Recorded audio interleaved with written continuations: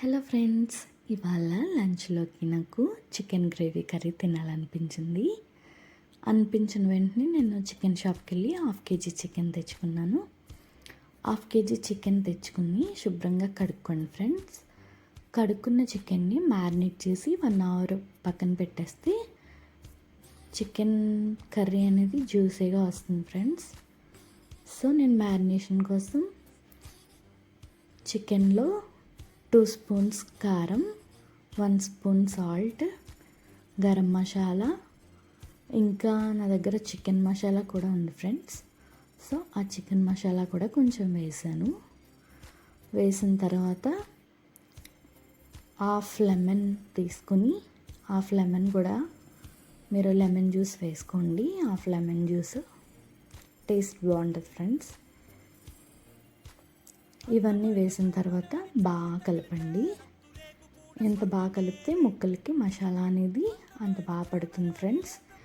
ఇలా కలిపిన చికెన్ని యాక్చువల్లీ ఫ్రిడ్జ్లో 1 hour పెట్టుకోవాలి ఫ్రెండ్స్. బట్ మా దగ్గర ఫ్రిడ్జ్ లేదు, మేము బ్యాచిలర్స్ము, మేము రూమ్లో ఉంటాం కాబట్టి నార్మల్గానే పక్కన పెట్టేశాను.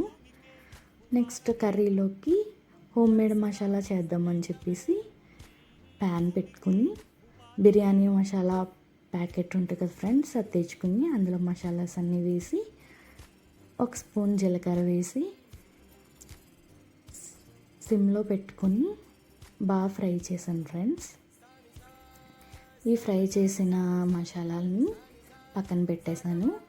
నేను చికెన్లోకి 2 onions, 4 chilies, 1 tomato తీసుకున్నాను.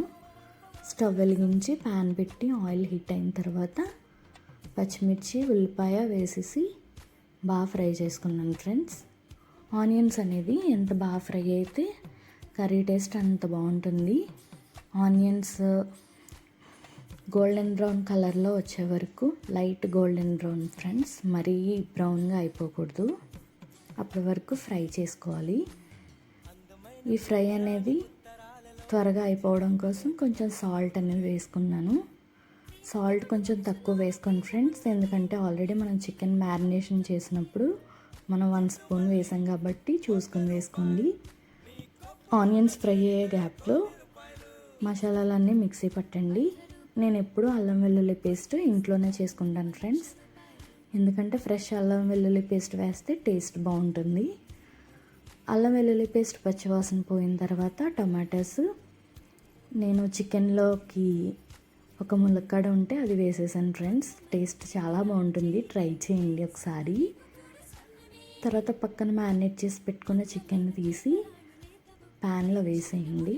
వేసి బాగా కలపండి ఫ్రెండ్స్. ఎంత బాగా కలిపితే అంత బాగా ములక్కాడకు కూడా మసాలా అది పడుతుంది ఫ్రెండ్స్. కారం అవన్నీ పట్టి బాగుంటుంది కర్రీ. ఇలా కలిపిన తర్వాత మూత పెట్టేసి బాయిల్ చేయండి ఫ్రెండ్స్. మ్యాక్సిమం చికెన్లో వచ్చే వాటర్తోనే కుక్ అయిపోతుంది, మనం వాటర్ ఎక్కువ వేసుకోకూడదు. నాకు కావాల్సింది సెమీ గ్రేవీలా చేసుకుందామని చెప్పేసి నేను వాటర్ అనేది 1/2 glass వాటర్ వేసుకున్నాను అంతే. మిగిలిన చికెన్ అంతా చికెన్లో వచ్చిన వాటర్తోని కుక్ అయిపోతుంది మ్యాక్సిమం. నాకు అలానే కుక్ అయింది. నేను చూపించినట్టుగా ఆయిల్ పైకి తేలాలి ఫ్రెండ్స్, అప్పుడే కర్రీ అయినట్టు. చూడండి ఒకసారి, మూత తీసి చూపిస్తున్నాను మీకు. మళ్ళీ ఇంకొకసారి కలుపుకోండి, ఇంకొంచెం కుక్ అవ్వాల్సింది ఉంది నాకు. సో నేను మళ్ళీ ఇంకొకసారి కలిపేసి లిడ్ పెట్టేసి చివరిగా కొత్తిమీర వేసుకోవాలి ఫ్రెండ్స్. నా దగ్గర కొత్తిమీర లేదు, కరివేపాకే ఉంది. కరివేపాకు కూడా డిఫరెంట్ టేస్ట్ ఉంటుంది. ఇంకా దింపేస్తాము ఒక 2 minutesలో అనగా ముందుగా మనం చేసి పెట్టుకున్న మసాలా ఉంది కదా ఫ్రెండ్స్, ఆ మసాలా వేసుకుని దించేయడమే. Please subscribe.